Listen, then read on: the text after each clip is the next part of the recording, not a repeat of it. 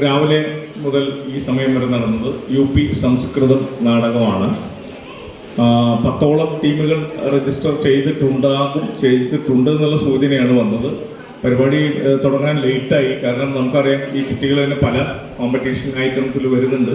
എല്ലാം ക്ലാഷായിട്ട് വരികയാണ്. പക്ഷേ നമുക്കറിയാം 10ഉം ഹൈസ്കൂളും കഴിയുമ്പോൾ ചിലപ്പോൾ 11 വരെ നീണ്ടു പോകുമെന്നുള്ളൊരു ചെറിയ ഭയം ഉണ്ടായിരുന്നു. പക്ഷേ 2 നാടകക്കാർ നമ്മുടെ വേദന മനസ്സിലാക്കിയിട്ടാണ് അവർ വന്നില്ല. അപ്പോൾ 8 നാടകത്തിൽ ആണ് UP കഴിഞ്ഞത്. ഇനി ഹൈസ്കൂൾ വരാൻ പോകുന്നു. പൊതുവെ നമുക്ക് ശ്രദ്ധിക്കേണ്ട ഒരു കാര്യം, നമ്മൾ ഈ സ്ക്രിപ്റ്റ് നമുക്കറിയാം സംസ്കൃതമാണ്. അതിന് ഇപ്പം ആധുനികമായിട്ടുള്ള സ്ക്രിപ്റ്റുകളൊക്കെ എടുക്കുന്നുണ്ട്, രണ്ടും പരീക്ഷിക്കുന്നുണ്ട്. ഈ മിത്തായിട്ട് ബന്ധപ്പെട്ട പുരാണങ്ങളിൽ പോകുമ്പോൾ തന്നെ ഒരുപാട് എക്സ്പെരിമെന്റൽ സംഗതികൾ വരുന്നുണ്ട് ഇപ്പോൾ. അങ്ങനെ നോക്കുമ്പോൾ ഒരു പ്ലേ മാത്രമാണ് കുറച്ച് ഇന്നത്തെ വേറൊരു തരത്തിലുള്ള അന്വേഷണം നടത്തിയുള്ളൂ. പക്ഷെ അതിനൊരു വേറെ ഡിസൈനൊന്നും ഇല്ലാതെ പോയി. പിന്നെയുള്ളതെല്ലാം പുരാണങ്ങളെ കേന്ദ്രീകരിച്ചാണ്. നമുക്ക് അതിൻ്റെ ഡീകൺസ്ട്രക്ഷൻ ചെയ്യാൻ പറ്റും. ഇന്നത്തെ ഒരു അവസ്ഥയിൽ നിന്നും പുരാണത്തിലേക്ക് പോയിട്ട് ഇന്ന് വരാൻ പറ്റുന്ന രീതിയിൽ പല കാര്യങ്ങളുണ്ട്. നമ്മുടെ മിത്തുകൾ നമ്മുടെ അകത്ത് വിശ്വാസത്തിന്റെ എലമെന്റായിട്ട് എടുക്കുന്നുണ്ട്. ഇപ്പൊ രാമരാജ്യം എന്നുള്ള കൺസെപ്റ്റ് നമ്മുടെ ഉള്ളിലേക്ക് എടുക്കുന്നുണ്ട്. ഈ രാമരാജ്യം എങ്ങനെയാണ് ഇവിടെ സംഭവിക്കുന്നുണ്ട് ഇല്ലയോ എന്നുള്ളത് പഠിക്കാൻ നമ്മൾ മിത്തുകളിലേക്ക് പോയിട്ട് പലതും എടുക്കാം. മിത്തുകളിൽ തന്നെയുള്ള ശക്തികളെ കുറിച്ച് നമുക്ക് കൊണ്ടുവരാം. മേഘലവ്യൻ, ഈ ശൂർപ്പണഖ, ഒരുപാട് ചതിക്കപ്പെട്ടിട്ടുള്ള ദളിതന്റെ പ്രശ്നങ്ങളുണ്ട്. കർണൻ എങ്ങനെയാണ് ചതിക്കപ്പെട്ടത്. അപ്പൊ അങ്ങനെ മിത്തുകളിലേക്ക് പോകുമ്പോൾ നമ്മൾ അന്വേഷണാത്മകമായിട്ട് നീതിബോധത്തിന്റെ തലത്തിൽ നിന്നുകൊണ്ട് ഈ സമകാലിക അവസ്ഥയിലെ ഇപ്പൊ ദളിതന്റെ പ്രശ്നങ്ങൾ ഇന്നുള്ളപ്പോൾ അത് പണ്ട് സംഭവിച്ചിട്ടുണ്ടോ എന്നുള്ളത് അങ്ങനെയുള്ള ഒരു സെൻസിബിലിറ്റി, ഒരു സെൻസ്, ഒരു കോൺഷ്യസ്നെസ് വേണം എന്നുള്ളതാണ്. ഉള്ളത് അങ്ങനെ തന്നെ കാണിക്കലല്ല, അല്ലാതെ എന്തെങ്കിലും അന്വേഷണങ്ങൾ പല ജില്ലകളിലും അത് പ്രയോഗിക്കുന്നുണ്ട്. കാരണം നമുക്കറിയാം നമ്മുടെ അകത്തൊന്നും വിശ്വാസം പെട്ടെന്നൊന്നും പോകില്ല. പക്ഷേ എവിടേക്കോ ചരിത്രത്തിലും മിത്തുകളിലും ഒരുപാട് വഞ്ചനയുടെ പര്യായങ്ങളുണ്ട്. അപ്പോൾ അത് മറ്റു രീതിയിൽ പല സീനിയേഴ്സിന്റെ പ്ലേകളിലും വന്നിട്ടുണ്ട്. കർണഭാരം പോലുള്ള പ്ലേകൾ വന്നിട്ടുണ്ട്. അത് സ്കൂളിന്റെ നിലവാരമല്ല, കോളേജ് നിലവാരത്തിലൊക്കെ വന്നിട്ടുണ്ട്. അപ്പോൾ ഒരു ചെറിയ അന്വേഷണം നടത്തണം നമ്മൾ.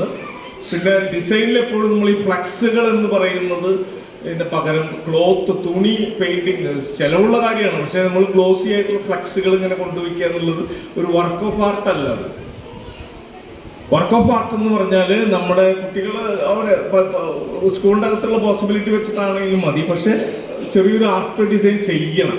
അല്ലെങ്കിൽ നമ്മളിപ്പോൾ ഒരു പൈസ കൊടുത്ത് ഫ്ലക്സ് മേടിച്ച് വെച്ചു, അങ്ങനെ അതും ഗ്ലോസി ആയിട്ടുള്ള ഫ്ലക്സ് ഒരിക്കലും അനുവദിക്കില്ല നാടകം. കാരണം ലൈറ്റിങ് കൂടുതൽ പ്ലേ പകലായതുകൊണ്ട് കുഴപ്പമില്ല. പക്ഷെ പൊതുവെ ലൈറ്റിംഗ് ഉള്ള സ്ഥലത്താണെങ്കിൽ ഭയങ്കര കണ്ടുകടിക്കുന്ന സംഭവം റിഫ്ലക്ഷനാണ്.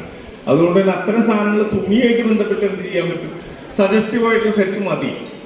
അങ്ങനെ കൂടി ശ്രദ്ധിക്കുക. അവർ സെറ്റ് ഡിസൈനൊക്കെ അതിൻ്റെ ഒരു മൊത്തം കോമ്പോസിഷനിലേക്ക് പാകപ്പെടുന്ന രീതിയിൽ കുട്ടികൾക്ക് ഈസിയായിട്ട് കൈകാര്യം ചെയ്യാൻ പറ്റുന്ന രീതിയിൽ ഒക്കെ ചെയ്യാം. എല്ലാത്തിനും ഒരു ഡിസിപ്ലിൻ വേണം അതിനകത്ത്. കളർ ടോണിലൊക്കെ ഒരു ഡിസിപ്ലിൻ, വിഷയം ആവശ്യപ്പെടുന്ന രീതിയിൽ. മേക്കപ്പ് ഒരുപാട് നന്നായിട്ട് എല്ലാവരും ചെയ്തിട്ടുണ്ട്. നമുക്ക് ആദ്യം തന്നെ കുട്ടികൾക്ക് ഒരു കയ്യടി കൊടുക്കും. 8 പേര് അവരുടെ UPയുടെ ഒരു ഗുണം കാണുന്നവർക്ക് മെമ്മറി പവർ ഭയങ്കരമായിരിക്കും. പെട്ടെന്ന് പഠിക്കും. ഈ പ്രായത്തിലെ 8 നാടകമെങ്കിലും സംസ്കൃതത്തിൽ ചെയ്യാൻ തീരുമാനിക്കുന്നവര് അത് നല്ല അഭിനയശേഷി കാണിച്ചവര്. സത്യം പറഞ്ഞാൽ പെൺകുട്ടികളാണ് ഏറ്റവും ഗംഭീരമായിട്ടുള്ള അഭിനയിച്ചിട്ടുള്ളത്. ആവേശം കെട്ടുമ്പോ പോലും പെൺപിള്ളേര് ഭയങ്കര സ്പാർക്കാണ്. എന്താ ചെയ്യാ, നമുക്ക് ആമ്പിള്ളേരെ ഒന്ന് ഒപ്പത്തിനൊപ്പം പിടിക്കും. ഫൈറ്റിംഗ് മെന്റാലിറ്റി വരട്ടെ ഏട്ടാ. അപ്പോ ഇനി ഞാൻ കൂടുതൽ പറയുന്നില്ല. മ്യൂസിക്കിന്റെ കാര്യത്തിൽ ലൈവ് അങ്ങനെയുള്ള കാര്യങ്ങളൊക്കെ ചെയ്യാൻ പറ്റുന്നത് നല്ലതാണ്. ഓപ്പറേഷൻ ശ്രദ്ധിക്കുക. അതുപോലെ തന്നെ നമ്മൾ സൗണ്ട് ഇഫക്ട്സ് വളരെ ടൈമിങ് കറക്റ്റായിരിക്കണം. നിങ്ങൾ കുട്ടികളായതുകൊണ്ട് കുട്ടികൾ തന്നെയാണെന്നുകൊണ്ട് മ്യൂസിക് ഓപ്പറേറ്റ് ചെയ്യുന്നത്. അപ്പോൾ അതിന് ചില പരിമിതി ഉണ്ട്. പക്ഷെ ഒരു ചെറിയ സൗണ്ട് അതിൻ്റെ ഒപ്പത്തിന് പിടിക്കാൻ പറ്റുക എന്ന് പറഞ്ഞാൽ സിങ്ക്രണൈസ് ചെയ്യാന്ന് പറയും സിനിമയിലൊക്കെ. ഭയങ്കര ശ്രദ്ധിച്ച് റിഹേഴ്സലൊപ്പം മ്യൂസിക് ഓപ്പറേറ്റ് ചെയ്യുന്ന ഫുൾ ടൈം ഇരുന്ന് ഭയങ്കര കോൺസെൻട്രേറ്റ് ചെയ്ത് നിൽക്കണം. അങ്ങോട്ട് കണ്ണ് പാളി പോരുത്. കറക്റ്റായിട്ട് നിന്ന് അതെല്ലാം ഫീൽ ചെയ്ത് നന്നായിട്ട് സിങ്ക് ചെയ്ത് ചേർന്ന് പോകുക എന്നുള്ളത്. പിന്നെ ശബ്ദത്തിൻ്റെ മോഡുലേഷൻസ് ഇപ്പം ഫസ്റ്റ് സെക്കൻഡ് തേർഡ് കിട്ടിയ പ്ലേകളിലൊക്കെ നമ്മൾ അനൗൺസ് ചെയ്യാൻ പോകുന്നുണ്ട്. UP ആയതുകൊണ്ട് ഒരു കാര്യമുണ്ട്. ഇവിടെ ഫസ്റ്റ് സെക്കൻഡ് തേർഡും അനൗൺസ് ചെയ്യാമെന്നുള്ള തീരുമാനം. കാരണം ഇവിടെ കൊണ്ട് തീരുകയാണ്. ഇനിയിപ്പോൾ നമുക്ക് രഹസ്യങ്ങളുടെ പ്രശ്നമൊന്നുമില്ല.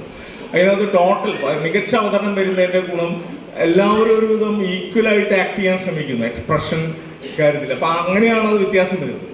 വേറെ ചില പ്ലേകളിൽ 2-3 പേര് ഗംഭീരമായിട്ട് ചെയ്യുന്നു, ബാക്കി ഗ്രൂപ്പ് വർക്ക് ചിലപ്പോൾ വീക്കാവും, ചില പാസ് ചെയ്ത് പോകുന്ന ചില വ്യക്തികൾ വീക്കാവും. ഇങ്ങനെയാണ് സംഭവിക്കുന്നത്. ടോട്ടൽ ആക്ടിങ് നമ്മൾ നോക്കും. കാരണം നാടകം എന്തെല്ലാം പറഞ്ഞാലും അഭിനേതാക്കളുടെ കലയാണ്. 99% അഭിനേതാക്കൾ എന്നുള്ള രീതിയിലാണ് നാടകത്തിന്റെ പ്രൊജക്ഷൻ. ബാക്കി സെറ്റ്, മ്യൂസിക്, സപ്പോർട്ടിങ് മാത്രമാണ്. അഭിനേതാക്കളില്ലെങ്കിൽ നാടകമില്ല. മനസ്സിലായി? ഈ എന്ത് കളർ നിങ്ങൾ കൊണ്ടുവച്ചിട്ട് അഭിനയിക്കുന്നവർ വായ തുറന്ന് പറയാൻ പറ്റുന്ന തന്നെ പോയി.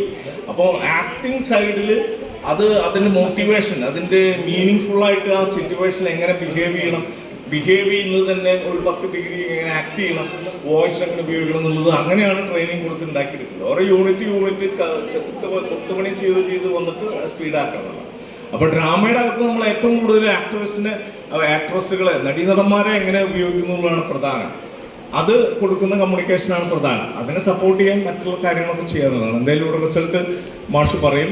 ഞാൻ ജനറലായിട്ട് പറഞ്ഞു മാത്രം UP തീരുകയാണെന്നുള്ളതല്ലേ. കുട്ടികൾ ഹൈസ്കൂളും ഹയർ സെക്കൻഡറി എത്തുമ്പോഴേക്കും അതിഗംഭീര സ്പാർക്കുള്ള കുട്ടികളായി മാറുമെന്നുള്ളത് ഇപ്പം തന്നെ പ്രതീക്ഷിക്കുന്നു. ഓക്കെ, ഇന്നലെ ഹയർ സെക്കൻഡറി നാടകം ജനിച്ചത് 4 വന്നുള്ളൂ.